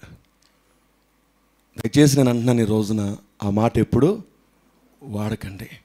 ఆ దేవుడు, మన దేవుడు సర్వలోక సృష్టికర్త, సమస్తమునకు సామర్థ్యం కలిగినటువంటి దేవుడు. ఆమేన్. హల్లెలూయా. ఆయన అవునంటే అవును, కాదంటే కాదు. ఒక విషయం చెప్పమంటారా? ఏ ఆధారం లేకుండా అలా శూన్యంలో భూమిని నిలబెట్టేశాడు. ఈ రోజుని శూన్యంలో భూమిని నిలబెట్టేశాడు. అలాగా ఒక నోటి మాట ద్వారా, ఏ ఆధారం లేకుండా తన చుట్టూ తానే తిరుగుతుంది. ఈ రోజున ఒక నోటి మాట ద్వారా. నా ప్రియ దేవుని సంగమా, సమస్తమునకు ఆయన శ్రేష్ఠుడు, సమస్తమునకు కూడా ఆయన సామర్థ్యము కలిగినటువంటి దేవుడు. ఇక్కడ ఏం జరిగింది అంటే జాగ్రత్తగా గమనించాలి. ఇక్కడ ఏం జరిగిందంటే వాళ్ళు ఎప్పుడైతే మరలా తిరిగి సమాధానం పొందుకున్నారో, ఎప్పుడైతే వారు నెమ్మది పొందుకున్నారో, ఎప్పుడైతే మళ్ళీ దేవుడు వారికి సహాయం చేశాడో, ఎప్పుడైతే దేవుడు వారిని విడిపించడం మొదలుపెట్టాడో, మళ్ళీ తిరిగి వారు ఏం చేశారు? దేవునికి దూరము అయిపోయారు. మళ్ళీ దేవుని క్రమాన్ని తప్పేశారు. మళ్ళీ వారి ఇష్టానుసారమైనటువంటి జీవితాన్ని వారు జీవించడం మొదలుపెట్టారు. చూడండి, బైబిల్లో మనం చూసినట్లయితే కొరింథీయులకు రాసినటువంటి పత్రిక భాగంలో మనం చూస్తే కొన్ని మాట నేను మీకు చూపిస్తాను. 1 కొరింథీయులకు రాసిన పత్రిక తీయండి ఒకసారి. 1 కొరింథియన్స్. సరే, పాత నిబంధనలు అలాగ ఉంది కదండి, నూతన నిబంధనలో ఏంటో మనం చూద్దాం. 1 కొరింథీయులకు రాసిన పత్రిక 6వ అధ్యాయం తీద్దాం ఒకసారి. 12వ వచనం చదువుదాం, అందరూ చదువుదాం. అన్నిటి యందు నాకు స్వాతంత్ర్యము కలదని, అన్నీ చేయదగినవి కావు, అన్నిటి యందు నాకు స్వాతంత్ర్యము కలదు కానీ నేను దేని చేతను లోపరచుకొనబడనొల్లను అంటాడు. కొంచెం మీకు వివరంగా అర్థం అవ్వాలంటే అదే కొరింథీ పత్రికలో అపోస్తలుడైన పౌలు మళ్ళీ రాస్తాడు 10వ అధ్యాయంలో. చూద్దామా? ఇక్కడ కొంచెం మీకు అర్థం అవుతుంది. సేమ్ అదే దానికి సంబంధించినటువంటి అంశమే 10వ అధ్యాయంలో రాస్తాడు. ఏమో రాస్తాడు చూద్దాం. 10వ అధ్యాయం 23వ వచనం తీసారా? 1 కొరింథీ 10:23 చదవండి ఒకసారి. జాగ్రత్తగా చదవాలి, అర్థం చేసుకుని చదవండి. అన్ని విషయముల యందు నాకు స్వాతంత్ర్యము కలదు. ఇక్కడ ఒకసారి ఆగుదాం. ఏమంటే మనకి అన్ని విషయాలు స్వాతంత్ర్యం కలదా లేదా? ఎలా తెలుసు? మనకి ఇంట్లో అంటాం కదా, నా ఇష్టం. ఎలాగా? పిల్లలు అంటారు కదా, పిల్లలు ఏమంటారు తల్లిదండ్రులతో? నా ఇష్టం. ఏంటి? కొంతమంది భార్యలు అంటారు భర్తలతో, కొంతమంది భర్తలు అంటారు భార్యలతో, నా ఇష్టం. ఏంటి ఇప్పుడు అనమా? స్వాతంత్ర్యం ఉందా లేదా? నేను దానికోసం ఏమండి మీ గురించి తప్పుగా మాట్లాడలేదండి, నేను జనరల్గా చెప్తున్నాను. మనకి స్వాతంత్ర్యం ఉందని మనకు తెలుసా తెలీదా? నా నోరు నా ఇష్టం, నా శరీరం నా ఇష్టం వచ్చిన డ్రెస్ చేసుకుంటాను. ఇది నా తల, నీకెందుకు, నేను ఇలా దూకుంటాను, ఇలా దూకుంటాను, ఇలా దూకుంటాను, లేదా ఇలా పాడేసుకుంటాను. ఇది నాకు అడ్డం, ఎలాగైనా పెంచుకుంటాను. ఎలా పెంచుకుంటాను? ఇక్కడెక్కడ గోకేసి ఇక్కడెక్కడ పెంచుకుంటాను, లేదంటే ఇక్కడెక్కడ గోకేసి ఇలాగా గొర్రెపోతులాగా ఇలా పెంచుకుంటాను. లేకపోతే ఈ చెంప కోసేసి దీని ఇలా ముందుకు లాగి ఇక్కడో రంగు వేసి జూలో తప్పిపోయినటువంటి జంతువులో తయారవుతాను, మీకు ఎందుకు అని అడుగుతున్నటువంటి లేరా? జనరల్గా అమ్మ ఈ ఫ్రాక్ ఎందుకు వేసుకున్నామంటే నా ఇష్టం, ఏదో వేసుకున్నాను అనేవాళ్ళు లేరా? మా తల ఎందుకు అలా దూకున్నాడు, నా ఇష్టం అన్నవాళ్ళు లేరా? ఇప్పుడు ఎందుకు స్వాతంత్ర్యం ఉందా లేదా? అమ్మయ్య అది చెప్పడానికి అని చెప్తున్నాను. మనకి స్వాతంత్ర్యం ఉంది. ఇప్పుడు కంటిన్యూ చేయండి.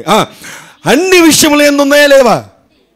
అన్ని విషయంలో ఎందు స్వాతంత్ర్యము కలదు, కానీ అన్నీ చేయదగినవి కావు.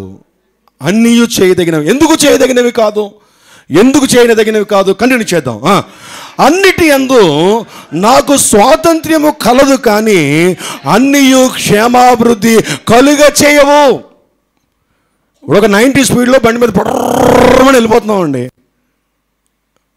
ఎలా రోజు వెళ్ళిపోతున్నాడు అనుకుందాం. ఒక మంచి 90 స్పీడ్లో వెళ్ళిపోయి ఐఎమ్ ఫ్రీ అని ఇలా వదిలేసాడు అనుకోండి, మొత్తానికి ఫ్రీ అయిపోతాడు అంతే. డాక్టర్ గారు ఇక్కడ వచ్చి కట్టేసి నువ్వు ఫ్రీ రా ఇంకా అంటాడు. 2 కాళ్ళు ఇలా కట్టేసి మంచం మీద పడుకోబెట్టుతాడు 4 రోజులు. అవునా కదా? ఎస్. నా ఇష్టము అనుకోవడానికి వీలు లేదు. దేవుడు ఒక క్రమాన్ని పెట్టాడు. ఆ క్రమము నీకు క్షేమాభివృద్ధి, నిన్నేదో శిక్షించడానికో నేనేదో ఇబ్బంది పెట్టడానికో కాదు. నీకంటూ ఒక క్రమమును దేవుడు ఏర్పాటు చేశాడు. ఇతరులకు క్షేమాభివృద్ధి కలిగినట్లుగా నీకు క్షేమాభివృద్ధి కలిగినట్లుగా దేవుడు ఏర్పాటు చేశాడు. కాబట్టి జాగ్రత్తగా గమనించండి, మనకి స్వాతంత్ర్యం ఉంది, కానీ అన్నీ చేయదగినవి కావు. ముఖ్యంగా దేవుని బిడ్డలు, దేవుని ప్రజలకి దేవుడు 100% కూడా ఫ్రీడమ్ ఇచ్చాడు, స్వతంత్రత ఇచ్చాడు. ప్రభువులో మనకి స్వతంత్రత కలిగింది, మనం స్వతంత్రులము. దేశం మనకి స్వాతంత్ర్యం ఇవ్వకపోయినా మన ప్రభు మనకి స్వాతంత్ర్యం ఇచ్చాడు. ఆమేన్, హల్లెలూయా. మన ప్రభు మనకు స్వాతంత్ర్యం ఇచ్చాడు, కానీ అన్నీ కూడా చేయదగినవి కావు. మనము ఏది పడితే అది ఎలా పడితే అలా చేయడానికి వీలు లేదు అని బైబిల్ గ్రంథము చాలా క్లియర్గా చెప్తుంది. చూడండి, ఎఫెసీయులకు రాసిన పత్రిక 2వ అధ్యాయము 3వ వచనంలో మనం చూసినట్లయితే, ఎఫెసీయులకు రాసిన పత్రిక 2వ అధ్యాయం 3వ వచనం కంటిన్యూ చేసుకుని ముగించేసుకుందాం.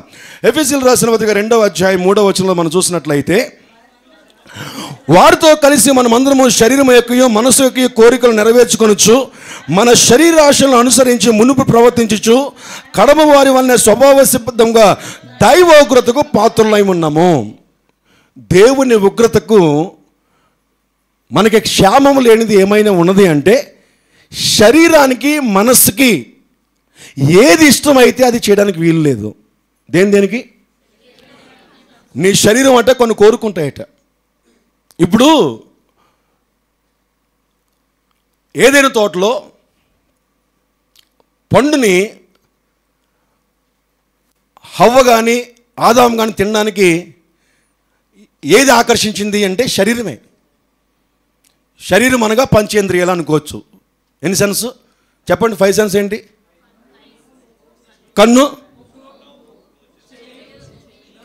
నువ్వు విన్నదల్లా నీకు కావాలనుకోకూడదు, చూసిందల్లా నీకు కావాలి. ఈ రోజున ఏమైపోయింది, ఇప్పుడు సరదాగా షాపింగ్ వెళ్తాం. సరదాగా షాపింగ్ వెళ్తామా? అవసరాన్ని బట్టి వెళ్తామా? మీరు ధన్యులు ఉన్నారు లోకంలో కొంతమంది. టైంపాస్ అవ్వకుండా షాపింగ్కి, టైంపాస్ షాపింగ్ అట. ఓకే, రైట్, ఓకే, ఏదో మొత్తం మీద ఏదో కావాలనుకుని వెళ్ళారు. ఏమ్మా గ్లోరీ గారు వెళ్ళారు. వెళ్ళేటప్పుడు బడ్జెట్ పెట్టుకుంటారమ్మా? ఏమన్నా ఎంతలో అనుకుంటారు? ఏదో మీ బడ్జెట్ని బట్టి ఒక 10,000 అనుకుందాం. ఒక 10,000కి ఏదో కొనుక్కుందాం, చాలా అవసరం అని చెప్పి వెళ్ళారు. అక్కడికి వెళ్ళిన తర్వాత ఇది చూశారు. ఎంత ఇది? 5,000. బాగుంది కదా, ఓకే. ఇది చూశారు. ఎంత ఇది? 5,000. బాగుంది కదా, ఓకే. వెళ్ళిపోవాలి కదా. వెళ్ళిపోవాలి కదా, ఒక రౌండ్ వేసొద్దాం, ఒక రౌండ్ వేసొద్దాం, ఒక రౌండ్. ఇది బాగుంది కదా, ఎంత? 1000 రూపాయలు, 1000 రూపాయలే కదా. మళ్ళీ ఇంకో రౌండ్ వేద్దాం. ఎంత ఇది? ఇది 1000 రూపాయలే కదా. ఇప్పుడు ఎంత అయింది? నీ దగ్గర ఎంత ఉంది? ఈ 2000 ఎక్కడి? కరెంటు బిల్ డబ్బులు. ఏ డబ్బులు? కరెంటు బిల్ డబ్బులు. ఇంటికి వెళ్ళి అడ్జస్ట్ చేద్దాంలే అని కరెంటు బిల్ డబ్బులు తీసుకెళ్ళి ఇందులో పెట్టేస్తాం. ఇది శరీరాశ కాదా?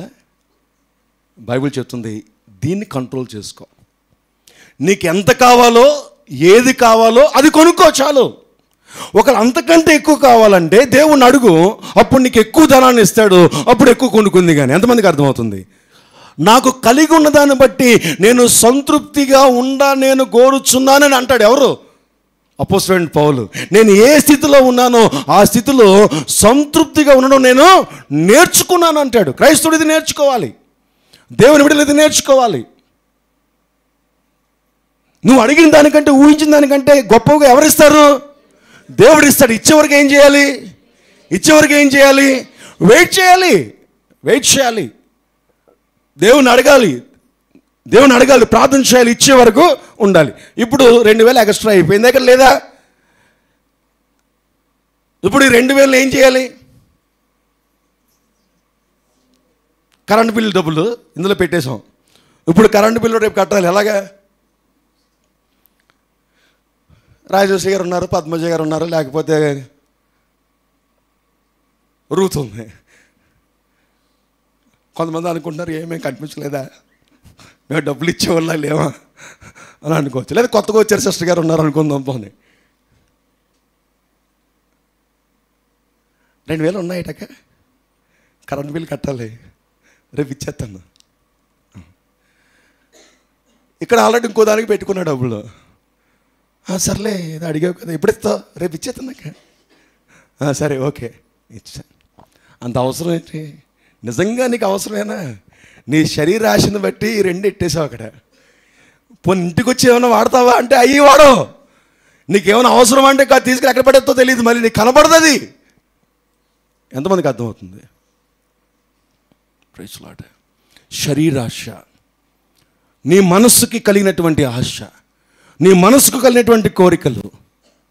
మా పాప చాలాసార్లు అడుగుతూ ఉంటుంది, డాడీ పీజీకి వచ్చాను, యూనివర్సిటీకి వెళ్ళిపోయాను, యూనివర్సిటీలో చదివే స్టాండర్డ్కి వెళ్ళిపోయాం, ఇప్పుడు వచ్చి ఒక ఫ్రెండ్ బర్త్డేకి కానీ ఒక ఫ్రెండ్ ఫంక్షన్కి కానీ నన్ను పంపించలేదు. సినిమా హాల్ అంటే ఏంటో నాకు తెలియదు. ఇంతేనా? ఇంకా ఇంతేనా అని అడిగిన రోజులు ఉన్నాయి. ఇప్పుడు అది అడగట్లేదులే అంటది. అంతే, ఆ వెనకాతలు పడిన అద్దాలు ఉంటాయి. అమ్మ మీ ఫ్రెండ్ బర్త్డే ఏదో అన్నావు, అలా చూస్తుంది సరే అనుకుని వెళ్ళిపోతుంది లోపలికి. అన్నీ చేయదగినవి కాదు. వాళ్ళ మనసులో ఆశ ఉంది తనకి, వెళ్ళాలి. నా ఫ్రెండ్ బర్త్డే, చాలామంది ఫ్రెండ్స్ వెళ్తున్నారు, చక్కగా సరదాగా కేక్ కట్ చేసుకుంటున్నారు, సరదాగా కబుర్లు చెప్పుకుంటున్నారు, సరదాగా డ్రింకులు తాగుతున్నారు, సరదాగా స్నాక్స్ తీసుకుంటున్నారు, సరదాగా స్నాప్స్ తీసుకుంటున్నారు. అందులో నేను ఉండట్లేదు. వీళ్ళు తిన్నగా ఉంటారా వెళ్ళినటువంటి వాళ్ళు? నెక్స్ట్ డే టక్ టక్ టక్ టక్ రీల్స్లోని, స్టేటస్లోని, ఇంకేంటి ఇన్స్టాగ్రామ్లోని, ఫేస్బుక్లోని ఫొటోస్ టక్ టక్ టక్ డౌన్లోడ్ అప్లోడ్ అయిపోతూ ఉంటాయి. వీళ్ళు ఇంటి దగ్గర కూర్చుని నేను లేను ఇందులో, మా డాడీ ఉన్నాడే పంపించు, ఈయన పంపిస్తే ఆవిడ పంపించదు, ఆవిడ పంపిస్తే ఈయన పంపించదు. ఇద్దరు తగ్గవాళ్ళు దొరికారు నాకు. మా ఇంట్లో అలాగే ఉంటుంది. నేను సర్లే వెళ్ళలేమంటే పార్శ్వం గారు వద్దులే అంటారు, పార్శ్వం గారు వెళ్ళలే అంటే నేను వద్దులే అంటాను. మొత్తానికి వీళ్ళు ఎక్కడికి వెళ్ళరు. ఇప్పుడు తెలియదు వాళ్ళకి, ఇప్పుడు తెలీదు. ఇంకా కొన్ని రోజుల్లో వారు సెటిల్ అయిన తర్వాత అప్పుడు అర్థమవుతుంది అదే నిజమే కదా అని. ఈ రోజున కట్టులు లేకుండా తల్లిదండ్రులు ఎక్కడికి పడితే అక్కడ పిల్లల్ని పంపిస్తే పిల్లలు ఏం అడుగుతాయి ఇవ్వడం వల్ల ఎవరు నశించిపోతున్నారు? పిల్లలు నాశనం అయిపోతున్నారు. పిల్లలు నాశనం అయిపోవడం వల్ల ఎవరు పాడైపోతున్నాయి? కుటుంబాలు పాడైపోతున్నాయి. నా ప్రియ దేవుని సంగమా, బైబిల్ అంటుంది అన్నీ చేయదగినవి కాదు. ఎఫెసీయులకు రాసిన పత్రిక అంటాడు శరీర ఆశ, నేత్రాశ, జీవపు డంబము అంతేకాదు మనస్సు. ఇక్కడ ఎఫెసీయులకు రాసిన పత్రికలో ఏమన్నాడంటే శరీరం యొక్కయు, 3వ వచనం చదవండి, ఇప్పుడు చదివితే మీకు అర్థమవుతుంది. వాటితో కలిసి మనం అందరము శరీరము యొక్కయు మనస్సు యొక్కయు కోరికలు నెరవేర్చుకొనొచ్చు. నీ మనసుకు అనేకమైన కోరికలు, నీ శరీరానికి అనేకమైన కోరికలు. ఏదో వింటావు, అది కావాలంటావు, నీ నోటికి ఏదో వస్తే మాట్లాడాలనుకుంటావు. బైబిల్ అంటే నీ నోటి మాటను బట్టే నువ్వు పవిత్రత అపవిత్రత అని బైబిల్ చెప్తుంది. ఏది పడితే అలా, ఎలా పడితే అలా మాట్లాడడానికి వీలు లేదు. నీ మనసు చెప్తుంది అబద్ధం చెప్పు, లేకపోతే నీకు ప్రమాదం అని రెడ్ లైట్ అంటూ ఉంటుంది. పక్క నుంచి దేవుని ఆత్మ అంటే నో వద్దు, కష్టమైనా పర్లేదు, అబద్ధం చెప్పుకు అంటుంది. ఒక కోరిక లోపల నుంచి, ఇదిగో ఇది నీకు కావాలంటే, ఇది నీకు అవ్వాలంటే, ఈ ఇల్లు నీకు రావాలంటే, ఈ లోన్ నీకు అవ్వాలంటే, ఈ పని నీకు అయిపోవాలంటే, ఈ కార్యక్రమం నీకు రావాలంటే, ఈ ఉద్యోగం నీకు రావాలంటే, ఈ కాలేజీలో సీట్ రావాలంటే చిన్న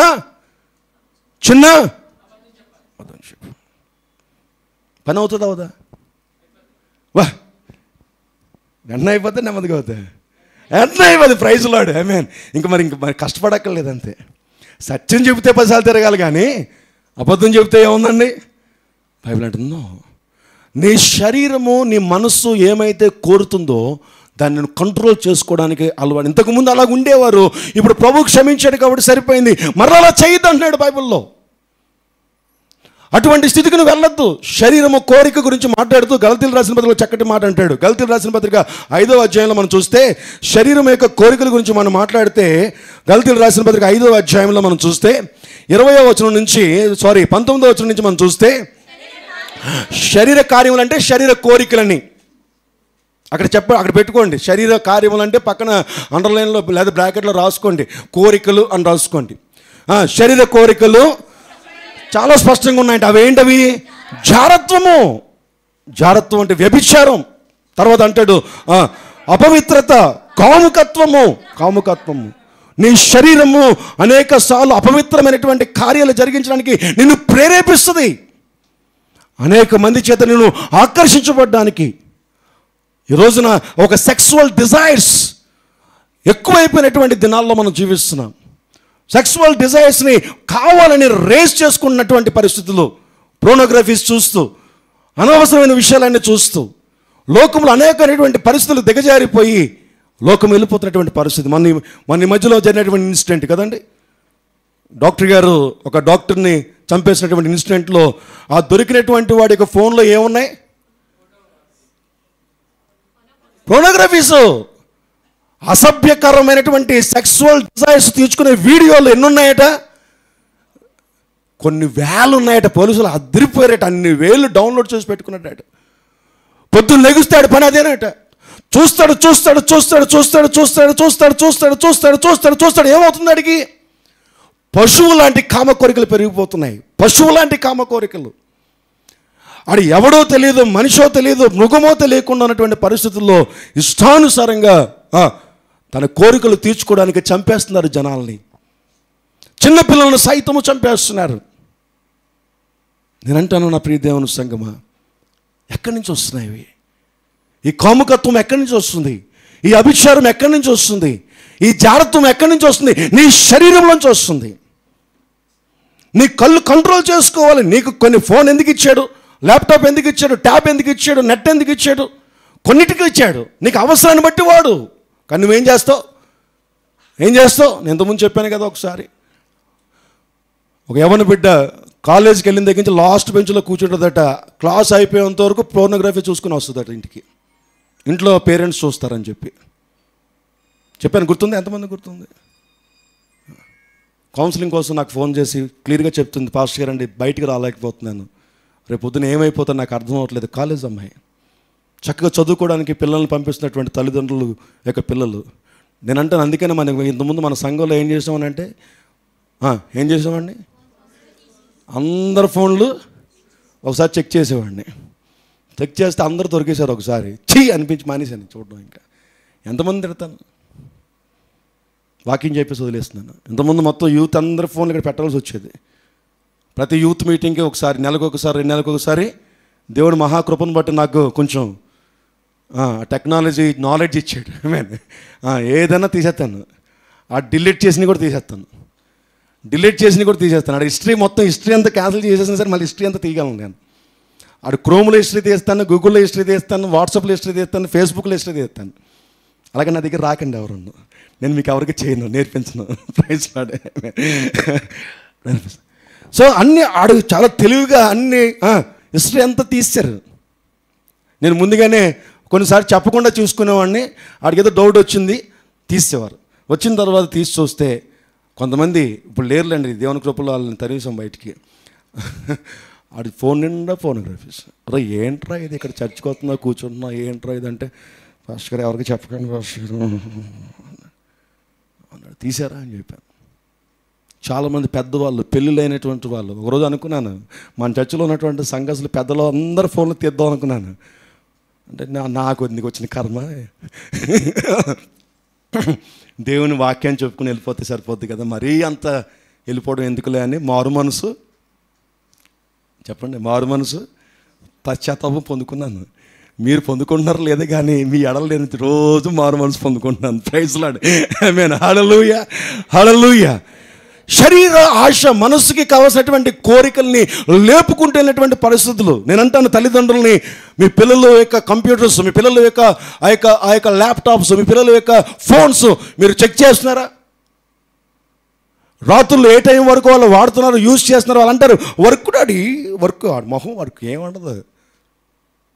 ఎంత టెక్నిక్గా ఇలాగంటారు అంతే, మొత్తం ఎస్కేప్. మనం వెళ్తే ఏం చూసినా కొరకండి నీకు అందులో. Very careful, very careful. నీ పిల్లలు నీతిమంతులుగా తయారవ్వాలి అంటే ముందు నువ్వు నీతిమంతురాలుగా, నీతిమంతుడిగా ఉండాలి. నీకు ముందు దేవుని భయం ఉండాలి. నీకు ముందు ప్రార్థన శక్తి మీద ఆధారపడాలి. ప్రార్థనలో దేవునికి అప్పగించే, ప్రభువా నా బిడ్డల మీద ఏలుబడి చేసిన ఏ చీకటి నా బిడ్డల మీదకి రాకుండా ఉండేలాగా నా సహాయం చేయమని ప్రతి పేరెంట్ ప్రతిరోజు ప్రార్థన చేయాలి. అసలు ప్రార్థన, వ్యక్తిగతమైన ప్రార్థనలే చాలా తక్కువ అయిపోయినటువంటి దినాల్లో మనం ఉంటున్నాం. దేవుడు ఒక్కడే దాన్ని స్టాప్ చేయగలడు. ఆమేన్. హల్లెలూయా. నువ్వు ప్రభు దగ్గరికి వెళ్ళి అడగాలి, ప్రభువా ఇదిగోనైనా నా శరీరాన్ని అనుసరించి, నా మనసును అనుసరించి అనేక సార్లు కోరికలతో నేను వెళ్ళిపోతున్నాను, నన్ను క్షమించు, నువ్వు నన్ను కంట్రోల్ చేయ ప్రభు అంటే పరిశుద్ధాత్మ నేను కంట్రోల్ చేయగల సామర్థ్యము కలిగినటువంటి వాడు. రోమన్స్ ఆరోగ్యం చూడక్కర్లేదు కానీ ఆరోగ్యం అంటాడు, ఏ పాపము కూడా నీ మీద ప్రభుత్వము చేయకుండా దేవుడు తన ఆత్మతో నిన్ను నడిపించగల సామర్థ్యం కలిగిన వాడు. పాపమును జయించే శక్తి ఒక యేసయ్య నామంలో మాత్రమే ఉంది. నువ్వు కమిట్మెంట్ తీసుకొని యేసయ్య దగ్గరికి వెళ్ళి ప్రార్థన, లేకపోతే నీకు బానిస బ్రతుకు, దాస్యత్వము, నీ శరీర కోరికలు, మనసు కలిగినటువంటి కోరికలతో నువ్వు వెళ్ళిపోయినట్లయితే. మత్తయి సువార్త 15వ చూసుకొని మనం ముగించుకొని ప్రార్థన చేసుకుందాం. మత్తయి సువార్త 15వ Matthew 15:6. Matthew 15:6. మీరు మీ పారంపర్యాచారము నిమిత్తమై దేవుని వాక్యమును నిరర్ధకము చేయుచున్నారు. వేషధారులారా, ఈ ప్రజలు తమ పెదవులతో నన్ను ఘనపరచుదురు కానీ వారి హృదయము నాకు దూరముగా ఉన్నది. మనుషులు కల్పించిన పద్ధతులు దైవోపదేశములని బోధించుచు వారు నన్ను వ్యర్థముగా ఆరాధించుచున్నారు. మొన్న ఏదో ఒక మెసేజ్ విన్నాను. ఉదయం అట పాస్టర్ గారిని తీసుకొచ్చి ప్రార్థన చేయించారట. ఏదో పెళ్ళి అనుకుంటా, బహుశా మేబీ. ఏదో నాకు వాట్సాప్లో ఒక మెసేజ్ వచ్చింది, ఆ పాస్టర్ గారి మెసేజ్ విన్నాను. ఉదయం పాస్టర్ గారిని పిలిచి ప్రార్థన చేయించారట. చక్కగా ప్రమాణాలు, పెళ్లి ప్రమాణాలు ఉంటాయి కదండి, పరిశుద్ధ ప్రమాణాలు, పరిశుద్ధమైన వివాహం ఏమంటాం మనం క్రైస్తవులు, పరిశుద్ధ వివాహం పరిశుద్ధంగా జరిగిందట. ఆ సాయంత్రం అదే ప్లాట్ఫామ్ మీద రికార్డింగ్ డ్యాన్స్ పెట్టారట. ఆ సాయంత్రం అదే ఉదయం అదే ప్లాట్ఫామ్ మీద పరిశుద్ధ వివాహము, దేవుని సేవకులు చక్కగా ప్రమాణాలు వాక్యం జరిగితే అదే ప్లాట్ఫామ్ మీద ఆ రాత్రి రికార్డింగ్ డ్యాన్స్ అట. శుభ్రంగా మందు గిందు తాగి అరవడ చేసి అమ్మాయిలను తీసుకొచ్చి క్లబ్ డ్యాన్సులు అవి పెట్టి సినిమా పాటలు పెట్టి రాత్రంతా కూడా ఏంటంటే ఎంజాయ్ అట.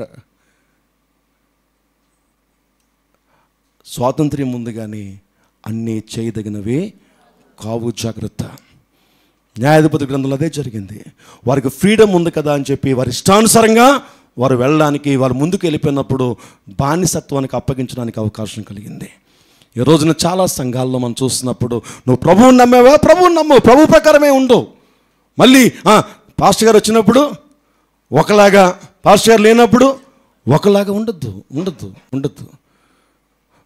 పారంపర్య ఆచారాలు పాటించడం మానేమని దేవుడు చెప్తున్నారు. ఆది నుంచి చెప్తున్నాడు. మీరు ఏ దేశంలో అయితే ఉన్నారో, ఏ ప్రాంతంలో అయితే ఉన్నారో, ఏ ప్రజల మధ్యలో ఉన్నారో వారి యొక్క ఆచారాలు వాళ్ళు చేసుకోనివ్వండి, వాళ్ళకి అడ్డలొద్దు. కానీ మీరు వారిలో పాలిభాగస్తులు అవడానికి వీలు లేదు. ఇప్పుడు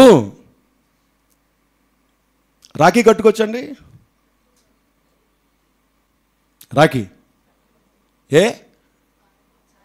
అయ్యో అక్క చెల్లి, అన్నా చెల్లెల బంధం అండి. అన్నా చెల్లెల బంధం గమనించాలి ఒకసారి. ఎందుకు కడుతున్నారు, దేనికి కడుతున్నారు, దాని స్టోరీ ఏంటి, దాని పరిస్థితి ఏంటి, దాని విశ్వాసం ఏంటి, దాని సిద్ధాంతం ఏంటి మనం ఆలోచించుకోవాలి ఒకసారి. ఇంటికి వెళ్తున్నాం, ఒక ఇల్లు కట్టుకున్నాం, పాస్టర్ గారు వచ్చి ప్రార్థన చేశారు. ఇప్పుడు స్టవ్ మీద టీ పెట్టాలండి పాస్టర్ గారికి. కాఫీ పెట్టాలా, సారీ కాఫీ తాగుతాం కదా, పర్పన్ టీ అని అందుకని అవుతున్నారు. పాస్టర్ గారికి కాఫీ పెట్టాలి. ఎలా పెట్టాలి కాఫీ? పాలు పొంగించి పెట్టాలి. అరే ఇప్పుడైతే పర్లేదు, దేవుని మహాకృప. ఇంతకుముందు మన సంఘంలో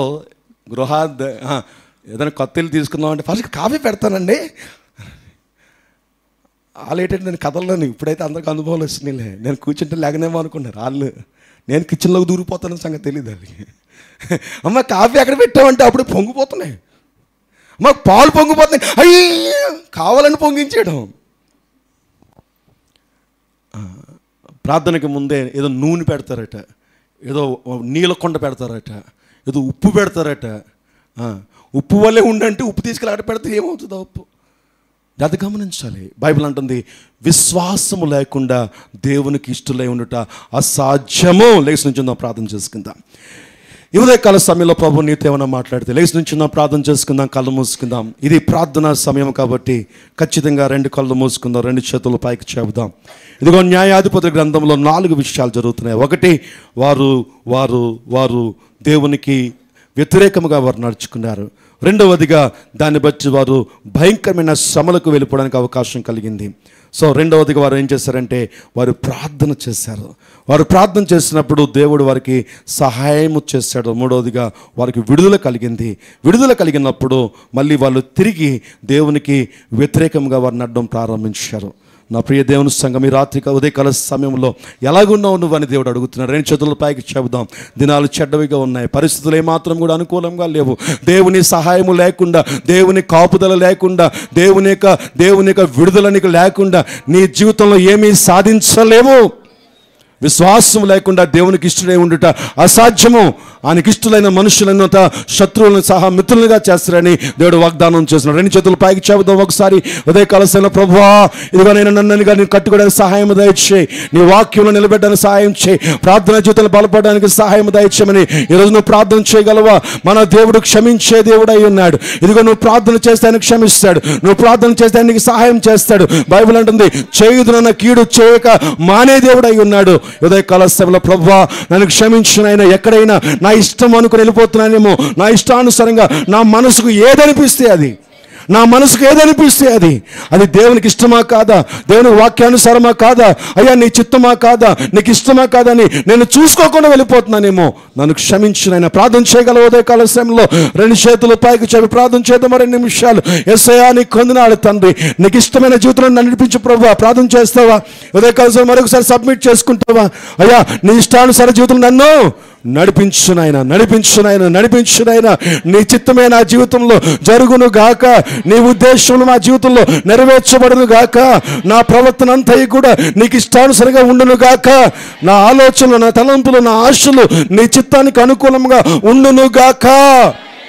పరిశుద్ధుడానికి స్తోత్రములు తండ్రి.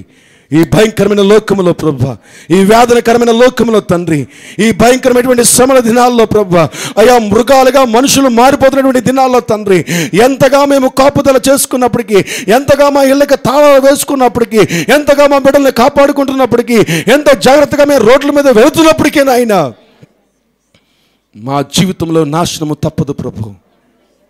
కానీ ఆ నాశనం నుంచి, ఆ వేదన దుఃఖముల నుంచి మమ్మల్ని విడుదల చేయగలిగిన ఒకే ఒక్క దేవుడవు నువ్వొక్కడివే ప్రభువా, నువ్వొక్కడివే నాయన. భయము భక్తి కలిగి మేము జీవించడానికి మాకు సహాయము దయచేయి. మాకు స్వతంత్రత ఉంది కదా అని మా ఇష్టానుసారంగా వెళ్ళేవారుగా కాక, నా దేవుడు క్షమించే దేవుడే కదా అని ఎలా పడితే అలా వెళ్ళి క్షమించమని అడిగేవారుగా కాక, పరిపూర్ణముగా నాయన ఆ తప్పు నుంచి మేము పక్కకు వెళ్ళి తండ్రి, నీకు ఇష్టానుసారమైన జీవితాలు మేము జీవించడానికి మాకు సహాయం చేయమని మా ప్రభువును యేసుక్రీస్తు వారు పెట్టి వేడుకొంచున్నాం తండ్రి. మేము ప్రత్యేకమైన పాట పాడుతుండగా కానుకలు సమర్పించుకుందాం.